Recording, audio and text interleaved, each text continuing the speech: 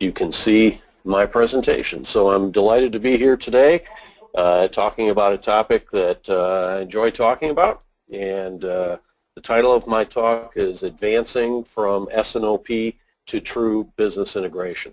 So I'm guessing that many of you have some sort of a business integration process in place, whether you call it S&OP or integrated business planning. Some companies call it SIOP. I've used the term demand supply integration. Lots of different terms are used. But I'm guessing that many of you, if not all of you, have some sort of a process like that in place. So the question is, what's wrong with S&OP? Because in my experience working with a lot of companies, I find a lot of frustration, a lot of dissatisfaction with the results that are experienced with S&OP. So in theory, S&OP is great. The whole idea behind S&OP is to try to bring together the different parts of the enterprise to plan in such a way that all the various pieces of information are taken into consideration and good decisions are made. So that's, in theory, it's great. However, in execution, S&OP has some characteristics. One is it's often very highly tactical in nature. Much of the time, the attention is focused only out 1 or 2 quarters, rather than as far out as it needs to be in order to truly make good strategic business decisions. It is often very supply chain driven. The supply chain folks are often the ones who are driving the bus on sales and operations planning because they're the ones that are victimized by a lack of integration. And so something needs to be done, and the processes are often owned and managed by supply chain. And as a result, it is sometimes perceived by those in the organization as a way to run the supply chain rather than a way to run the business. I've certainly, and many people have heard this, but I've certainly had companies say to me, we call ours and OP because we can't seem to get engagement from sales and marketing, and that's a pretty common problem. It's also often saddled with limited engagement from senior executives who may get actively engaged at the beginning of the implementation, but then their interest tends to wane as time goes by, often sending lieutenants to the executive meetings and not really participating themselves. And it's often a series of meetings that are limited to reporting on last month's results, whereas what S&OP should be is a way to make decisions about how to balance demand with supply in the future in ways that best achieve organizational goals. So the bottom line then is, does S&OP really lead to true business integration? And what I have found in many companies, that unfortunately the answer to that question is no. That it often fails to lead to what I think of as true business integration. But let's pause for a moment and kind of ask ourselves the question, so what do we mean by integration? And I guess I will make the point here in our discussion that business integration is what you ought to be striving for in an S&OP process.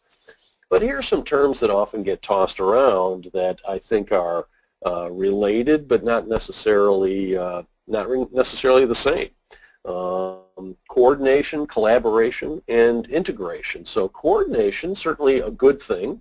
Coordination, I will go to that source of all knowledge, Webster's Dictionary, and their definition is to cause 2 or more things to be the same or to go together well, to cause 2 or more things to not conflict with or contradict each other. And while that's certainly a worthy goal, it strikes me from the standpoint of running an organization that it may not be ambitious enough. May not be enough that two or more entities such as supply chain, sales, marketing, finance to not conflict with one another. I think we need to strive for something better than that.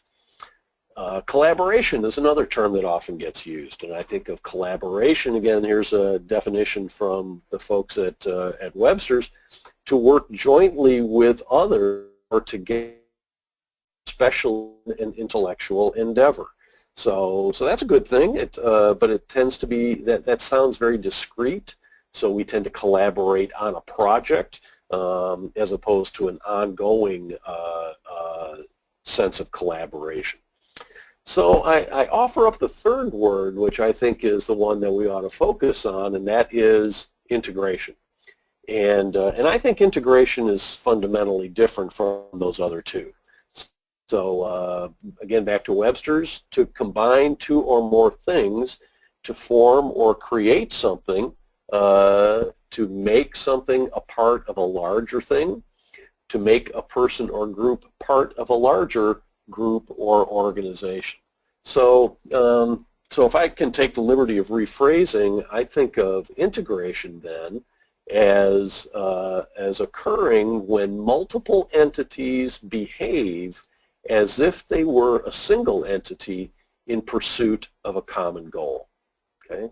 So then when I think about business integration then, I think that occurs when people in multiple entities, and by multiple entities I mean, you know, within the enterprise, sales, marketing, supply chain, finance, certainly others, behave in ways that promote the achievement of some set of common goals. My guess is that many of you operate in an environment where such business integration is often not there, where sales is pursuing a set of goals that may not necessarily be in harmony with supply chain's goals, or with marketing's goals, or with finance's goals. And so that's where I have seen business integration really not occur. So just as a way of illustrating this kind of graphically, this chart, I have this unfortunate way of reducing complex things into circles and arrows, so you'll have to forgive me. But in this chart, I kind of reduce the complex business enterprise into a series of circles, primarily demand, supply, and then finance, senior leadership, HR, and there are probably others as well. Within the demand organization, demand side of any business, there's the sales organization, marketing. You could consider R&D as a part of the demand side of the business in some cases. On the supply side, you might have procurement, logistics, operations, and the red arrows on this chart are designed to illustrate those opportunities for integration to either be present or not present. So some of you may work, I'll use a couple of examples where I've seen integration not occur even within the broader context of demand or supply. So in many consumer packaged goods companies, for example, sales and marketing are often not necessarily very well integrated, that there are different goals being pursued where sales is chasing shelf space and chasing space and planograms and so on with their retail customers, whereas marketing is pursuing goals with end consumers, and those goals may not necessarily be aligned.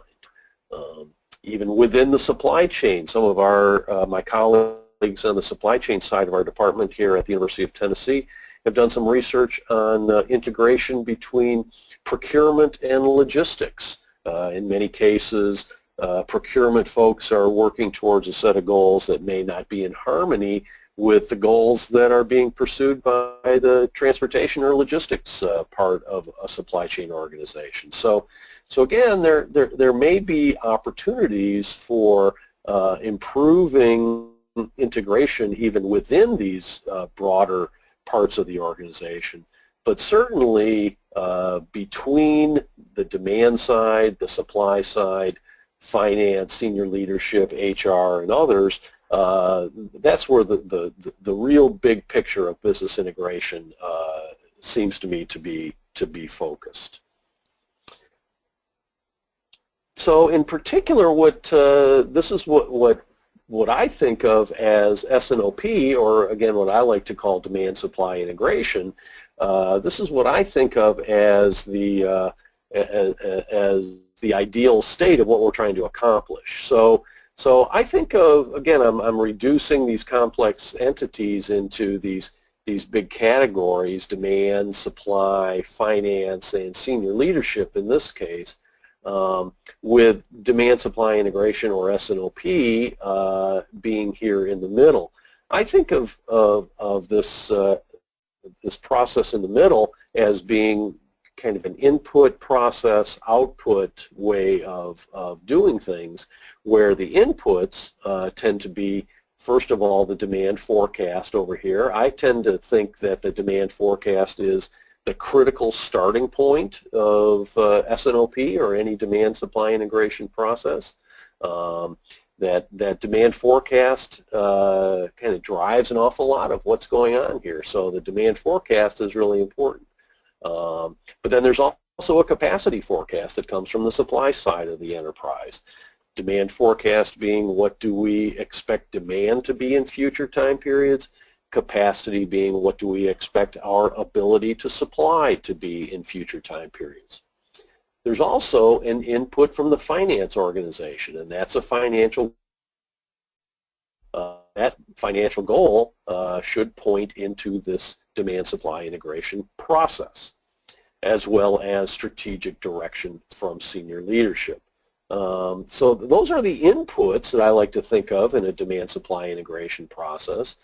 And then the outputs I like to think of as plans. So forecasts come in and plans come out. And plans include demand plans. What should we do to either increase or modulate demand in order to bring demand in harmony with supply? Operational plans. How do we plan our manufacturing facilities and inventories and transportation requirements and so on. Financial plans, where are we going to obtain the financial resources that are needed to run the business, as well as reporting to the financial community, and then report back to senior leadership with alignment to strategy. So again, I think of these, all of these inputs as leading into this demand supply integration process. Let me focus on one thing that that in my working with companies I often find goes somewhat wrong, and that's this arrow that I've labeled financial goal. I have that financial goal arrow pointing to this demand supply integration process because I think it's an important input to the discussion about how to bring demand and supply into balance.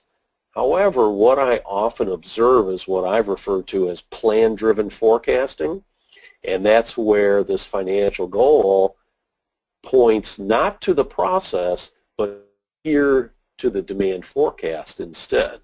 So if the demand forecast, let's say, through lots of analysis and input from sales and marketing and so on, says we see demand as being 10,000 units 2 months from now. In many cases, unfortunately, the folks from the finance community say, yes, but we need 15,000 units to sell in order to make our financial goal. And what often happens is that demand forecast magically becomes 15,000 units. There may not be any plans for how to increase demand, but the demand forecast sometimes just gets overridden based upon the goals of the firm. I find that to be a really what I'll call insidious kind of aberration to best practice, and in my experience, one of the most problematic type of culture problems that people will experience. So that's what I see anyway as kind of the overarching goal or model behind what we're trying to have S&OP do. But too often, unfortunately, this fails to occur in companies in spite of having an S&OP or some other type of process in place. So what I would like to propose to you is I think there are three real drivers of business integration. One of those is processes. The second one is organizational structure. And the third is culture.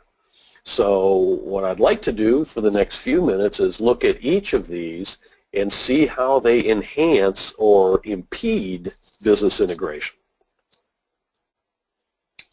So first of all, there's processes.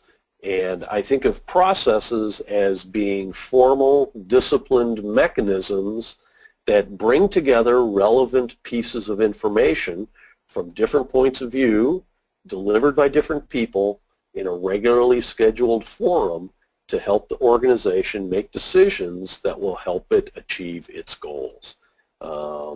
And these processes are often labeled in companies. They're called S&OP. Some companies call them SIOP. They put inventory in the middle of that. The Oliver White term, integrated business planning, is often used. I like to use the term demand supply integration, but they're labeled with different terms. When I teach this material to my undergraduate students, what I like to point out to them is what this really is a whole bunch of meetings, but ideally regularly scheduled, very disciplined meetings that are attended by the right people and in which the right decisions are made.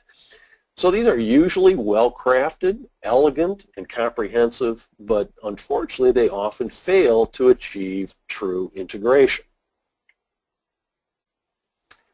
Another element of integration is organizational structure. And by organizational structure, I mean the reporting relationships. So issues like, to whom does demand planning report? I'll bet that in many of your organizations, demand planning reports to supply chain. I've seen that in lots of different companies, and I would argue that that demand planning should be a function of the demand side of the business, because the demand side of the business is where demand occurs. Yet it is often housed in supply chain. Sometimes it's housed in finance. Sometimes it's housed in sales and marketing. And I think that organizational structure really matters. Does S&OP live in the supply chain? Does S&OP live in sales, in finance? So in my experience, these reporting relationships really influence the presence or absence of an integrative environment.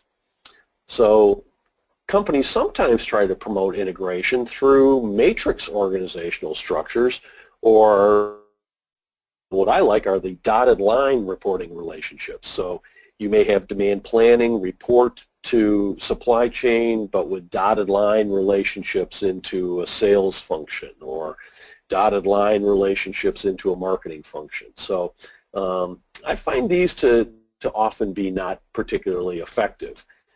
Matrix organizations often lead to ambiguity. Who do I really work for? And quite honestly, and I may be overstating this a little bit, I think dotted line solutions are kind of quick and easy approaches to trying to achieve integration just by putting another dotted line on an organization chart. I find them to often be somewhat ineffective. And then finally, there's culture. And much has been written about culture, clearly very complicated.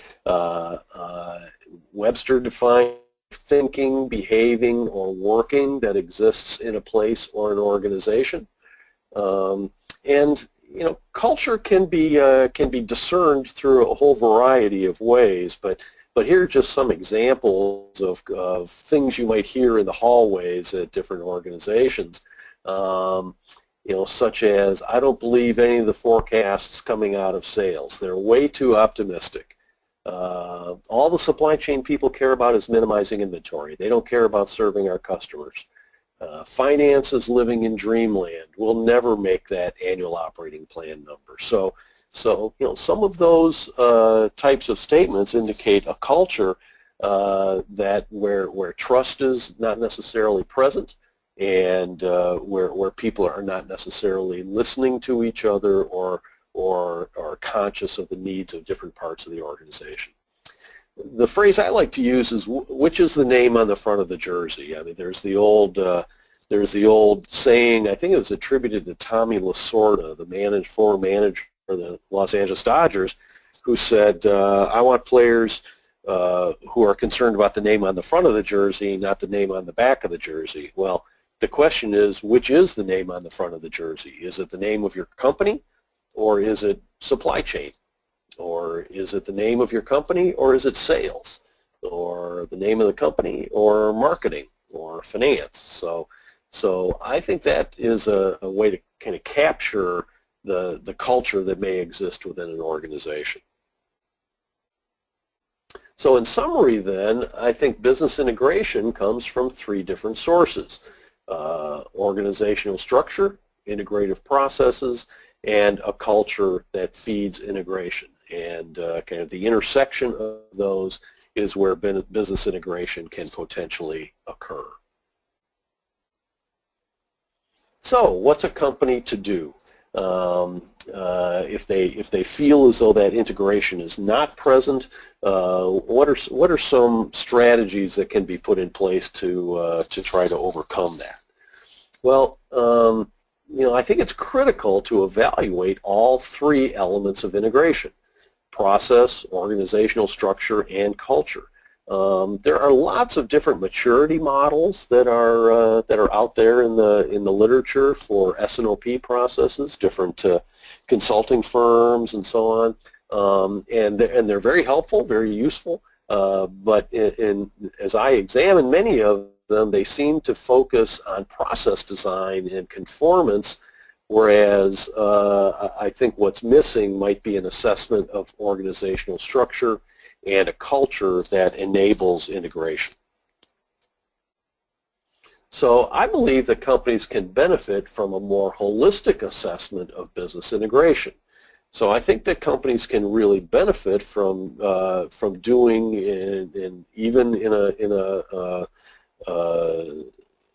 a context of auditing themselves, I think it is very useful to do a business integration audit. And the one I would describe to you is similar to the demand forecasting audit approach that Tom Menser and I developed a number of years ago. Here are just some of the companies that we worked with to do various audits. A lot of them were forecasting audits of a lot of these companies.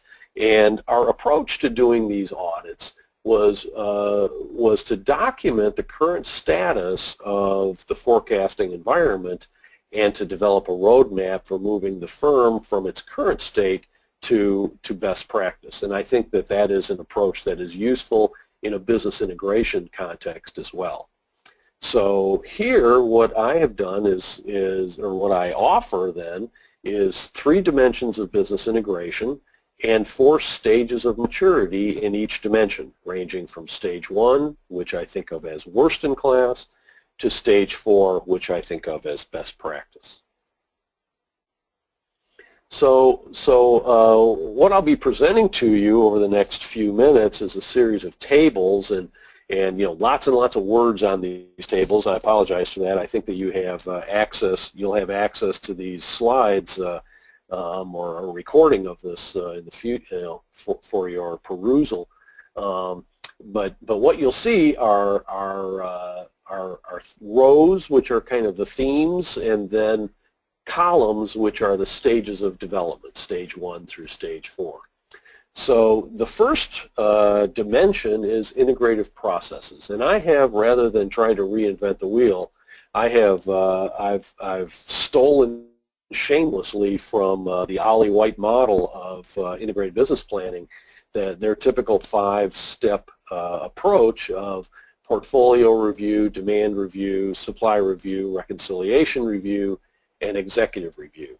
And in each one, I'll just kind of focus your attention over at stage 4 on each one of these, which represents best practice.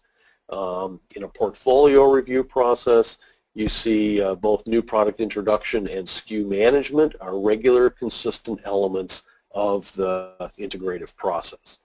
In a demand review process, you see a fully mature demand review process in place, statistical forecasts supplemented by qualitative judgments and customer forecasts, gap analysis performed to identify gaps between forecasts and goals, and consensus reached at formal demand review meetings. So at this point, I will pause and turn the floor back over to Eric, who will talk a little bit about some of the things that Forecast Pro can do to help really enhance the sub-process, that critical sub-process, which is the demand planning or forecasting piece. So Eric, I'll turn it over to you. Thanks, Mark. Well, Mark's covered a lot of ground so far, and as we've been discussing, these kind of different levels of maturity as it relates to different parts of planning. And so, as Mark indicated, what I'd like to do is just walk through a couple brief examples as that kind of evolution pertains to demand review and demand forecasting. And a logical place to start, of course, is usually in Excel spreadsheets. I'm sure a lot of you are in Excel right now. Even those who have tools, I'm sure you find yourselves in Excel all the time. And it's a logical place to start for an obvious reason. It's a great tool. And here's an example of a forecast that I currently have in a spreadsheet.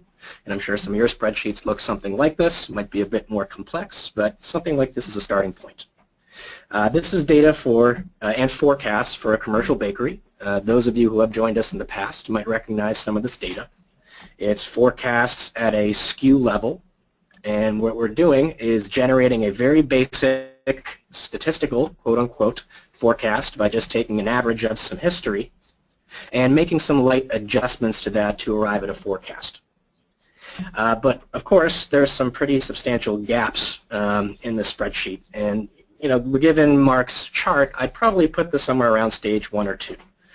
For one, we're simply forecasting at a SKU level, and that might suffice for certain parts of our organization. But if we're really striving to gather input and adjustment from other elements like sales, well, they're probably thinking about things more in terms of customers and accounts as opposed to just SKUs. And that might necessitate getting down, for example, to a customer level.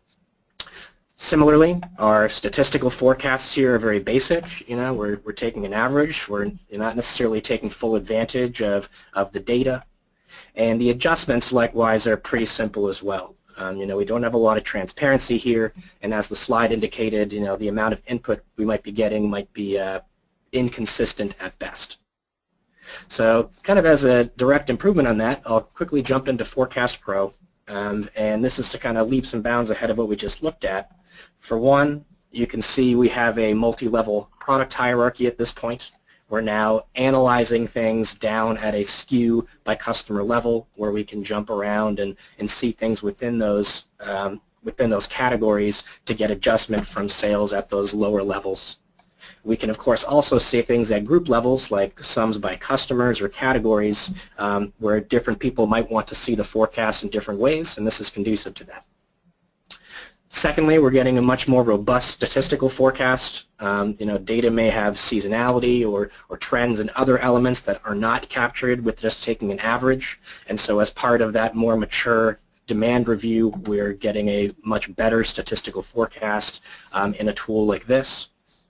And lastly, and probably most importantly, you can see we have a much clearer picture of where the various input is coming into play here. So, for example, you can see we're gathering input from sales. We might be getting input from customers, and we might be coming to some sort of consensus to really strive for that coveted one number forecast. Then to open up a second example, this is still the bakery data, but kind of to that fully mature demand review process. Of course, there's always places to go even from here, but here's where we might start to identify gaps. And so I'll just kind of point your attention namely to these pieces at the bottom where I might start integrating customer forecasts in with my own forecasts. I might be getting full forecast from sales and identifying the gaps between those two forecasts to once again arrive at those consensus forecasts. And so how you use this, of course, would depend on your process and your organization. But one thing Mark mentioned is a lot of this oftentimes is a series of meetings and processes that are formalized. So you could envision during those strategy meetings and demand review meetings projecting like something like this on the wall and being able to kind of jump around your data and see things from different angles, identify and discuss those gaps, and ultimately close those gaps. So like I said, Mark is talking about all aspects of planning, but here's just one example as it pertains to demand review.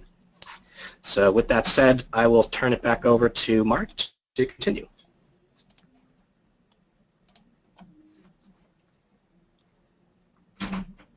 Okay, and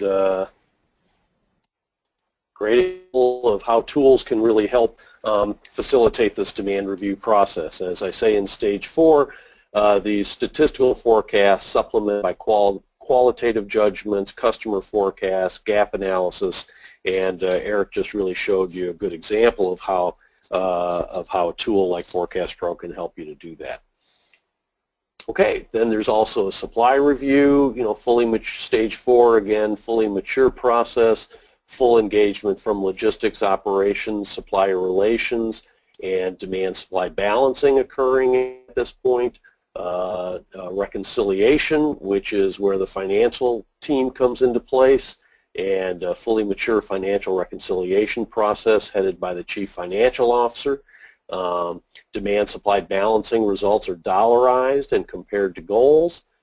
Gap closing strategies are analyzed with issues resolved. Again, this is very forward-looking, taking our best guesses about future demand, future capacity, and making some decisions about what to do based on those best guesses, and looking ahead rather than in a post-mortem kind of a context. And then the executive review, fully mature, headed by the senior business executive, critical KPIs, forward-looking plans discussed and approved. Okay, so from a process standpoint, I think of that as best practice. But again, processes in and of themselves aren't sufficient. Organizational structure and culture are also important to evaluate. So for me, a stage 4 organizational structure is one where demand supply integration, or S&OP, or whatever it's called in your company, I think that leader needs to report to the general manager of the business unit.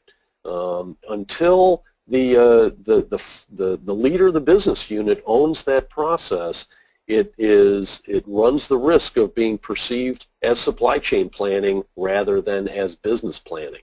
And I think that's a really critical distinction to obtain engagement from across the enterprise. Organizational oversight is another important element. What I've seen as optimal, especially in large multinational organizations, is a process to evaluate conformance to these processes that have some teeth to them, where resources are dedicated to ongoing auditing of DSI compliance and conformance across multiple business units, and where business unit executives are accountable for conformance in their units. Accountability clearly is something that can be driven by organizational structure. And then finally, a culture that fosters integration. So perhaps the most important and yet most difficult one to achieve is this first one here, which I call incentive alignment. In stage 4 companies, you see all functional areas with highly relevant objectives that support integration. For example, all functions measured on revenue, cost, and asset utilization. That is really, I think, the toughest nut to crack in this entire discussion is getting the incentives aligned.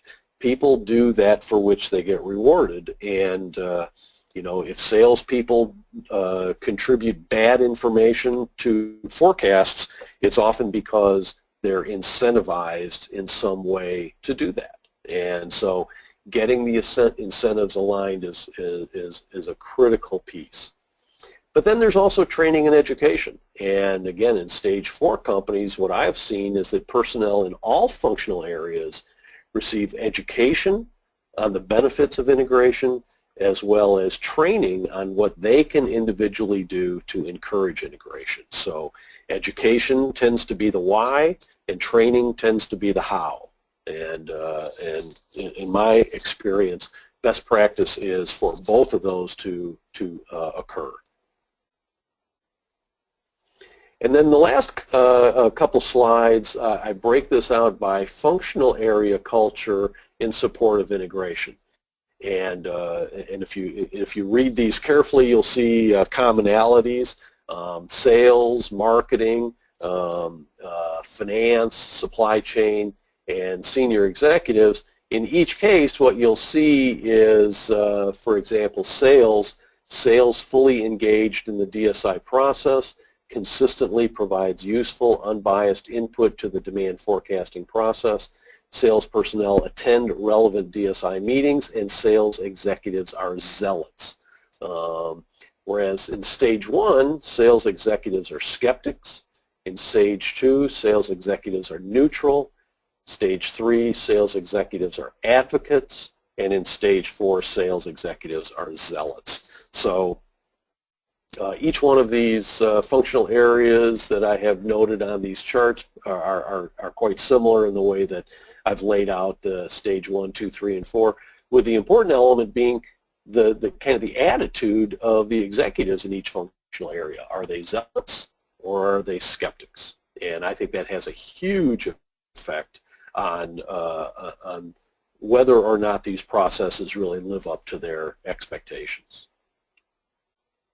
So again, the benefits of this approach is that it encourages you to examine business integration in a very holistic way, to not limit yourselves to looking at process conformance, but also to look at organizational structure, and most importantly, to look at culture of diagnosing any possible problems with your business integration processes. It also provides a roadmap for change. Really, stage 4 represents best practice. So that roadmap can be any actions that can be taken to help drive the organization into a stage 4 status. Okay. So once the situation is documented, then what tools do leaders have? So I like to think of the tools available to leaders as falling within 2 categories, one being top-down change and the other being bottom-up.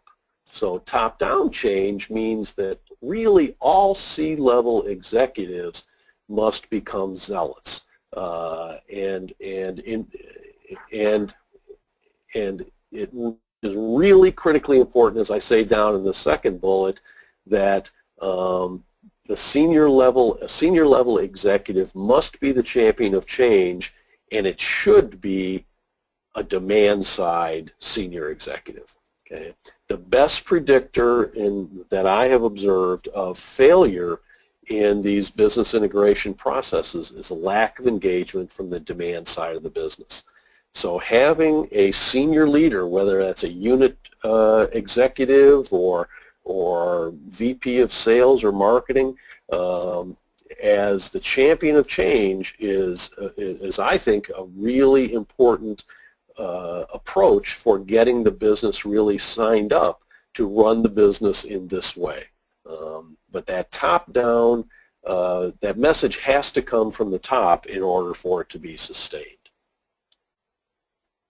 And then there's bottom-up change. I think the most important two bullets that need to be examined are, first of all, the measurement and reward structure. I believe the primary driver of behavior is how individuals get measured and rewarded. And to ask the question whether or not your reward structures encourage non-integrative behaviors. And I would guess that in many of your companies, especially the reward structures that are in place for the sales and marketing teams, in some cases reward non-integrative behaviors. And that's a critical element to look at.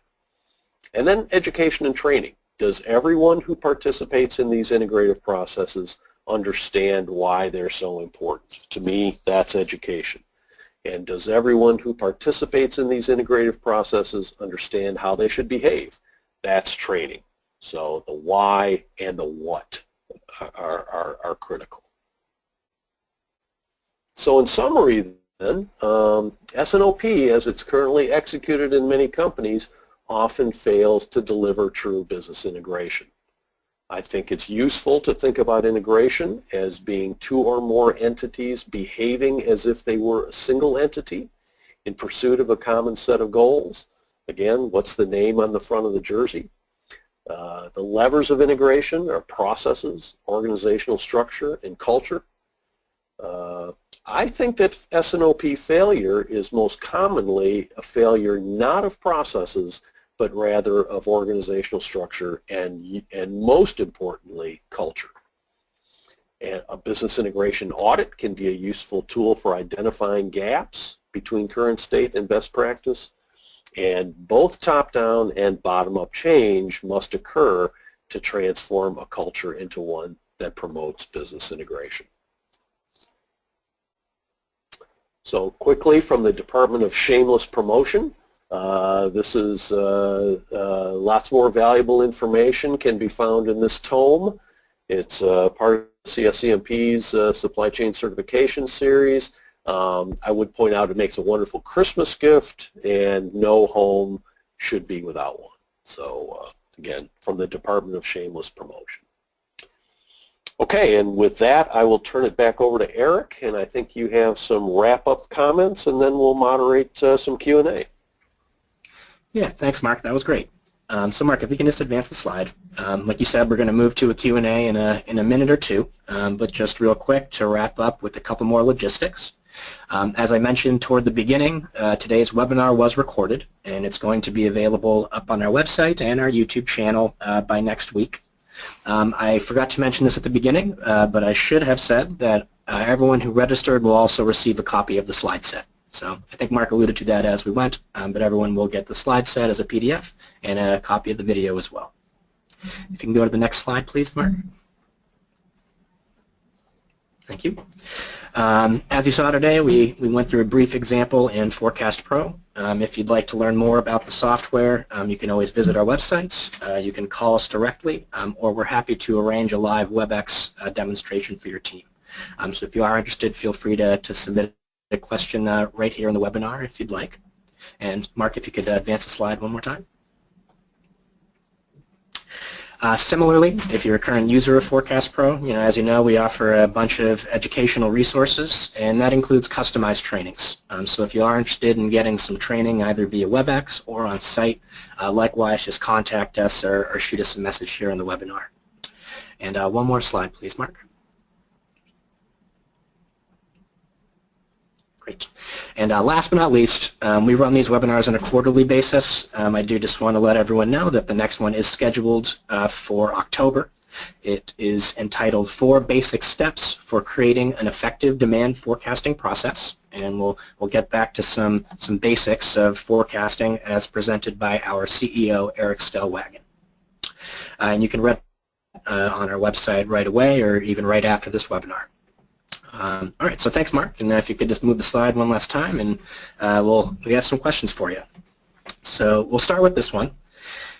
We talk about big data, Internet of Things, and cloud as a possible disruptive technology or technologies. How do you think these kinds of changes will impact S&OP and business integration?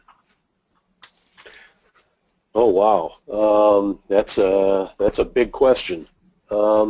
I think that these disruptive technologies will, I think they run the risk of becoming distractions.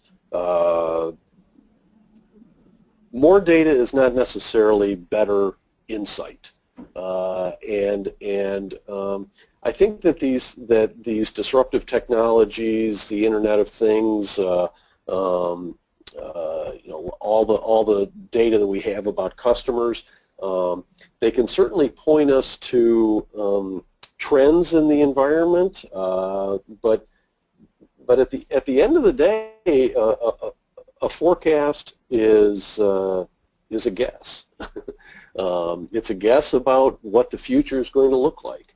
The more data that we have that we can use to model the past as a predictor of the future can be good, but we always have to remember that the future isn't necessarily going to look like the past. And so what S&OP is trying to do is to help us make good decisions about what we're going to do in the future. And forecasts are used to document the past and to project some of those trends into the future. So I think it's helpful, but I think what I have seen is companies get seduced by the lure of more data rather than getting down to the practical realities of adapting their cultures and looking at their organizational structures and their processes. Because I find these to be far more effective in helping to make good business decisions than is more and more and more and more data. Okay, thanks, Mark. And speaking of culture, do you have any tips for instilling the need for integrated business planning in an organization that might be reluctant because their top and bottom line growth is very strong?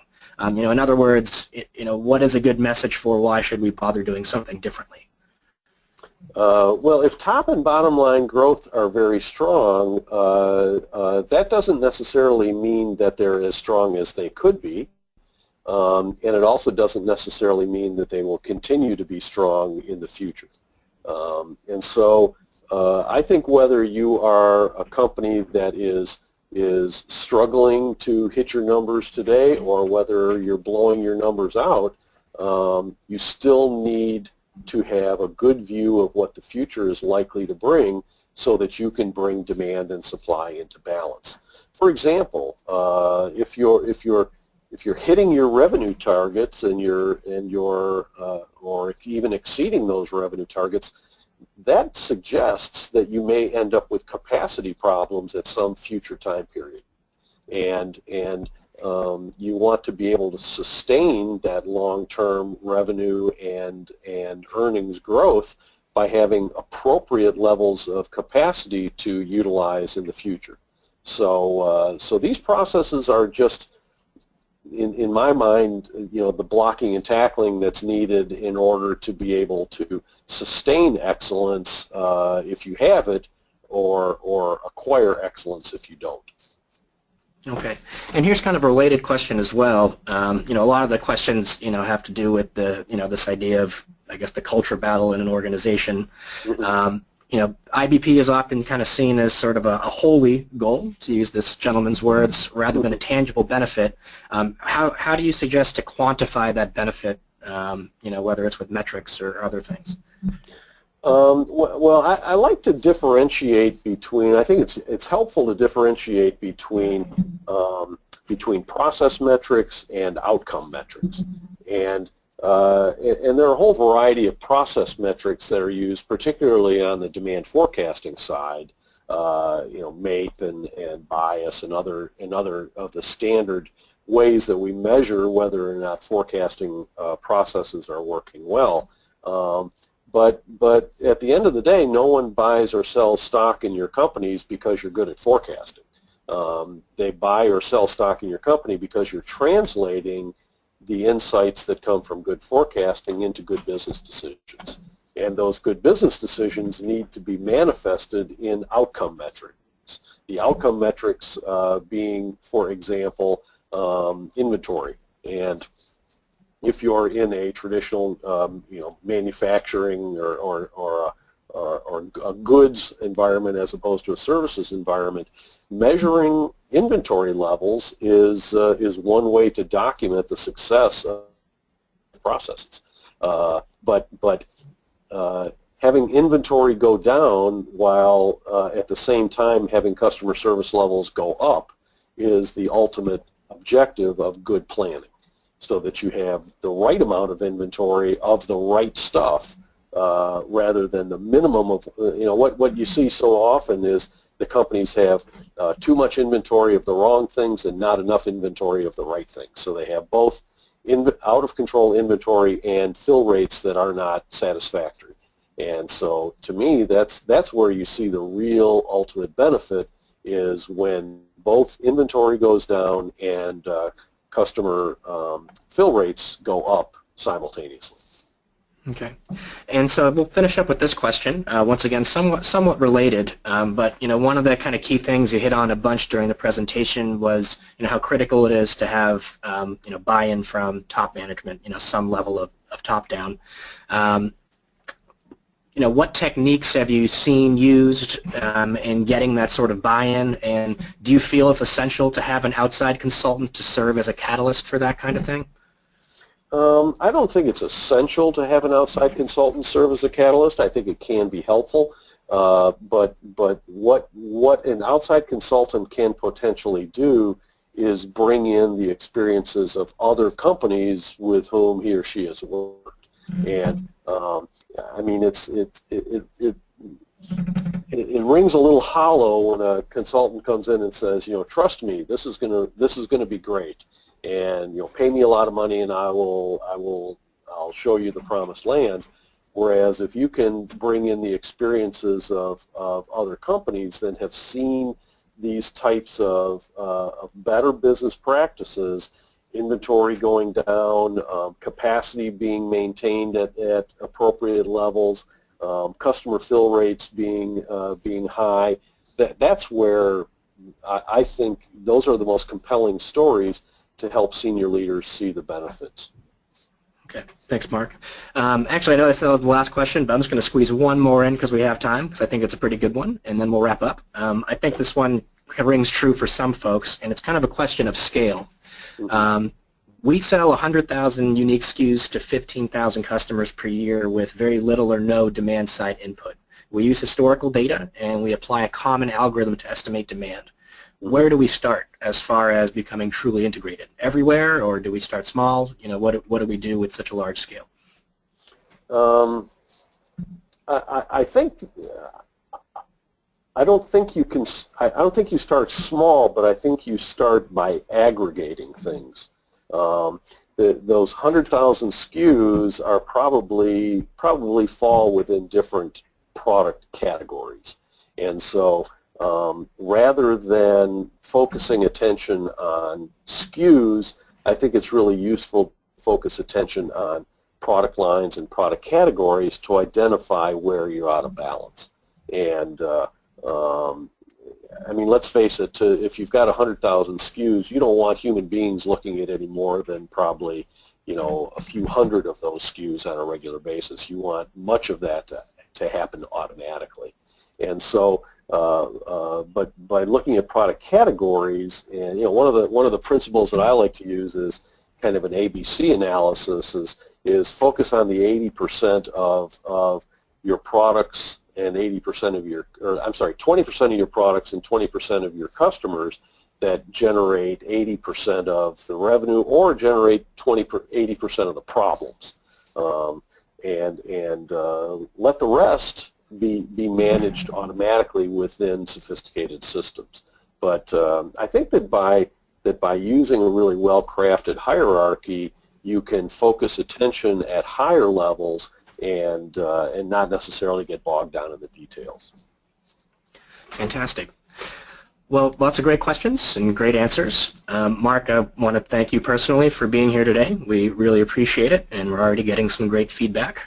And of course, I also want to thank everyone who attended today. So thank you all for your time, and hopefully we'll see you next time. Okay, thanks, Eric. I enjoyed it.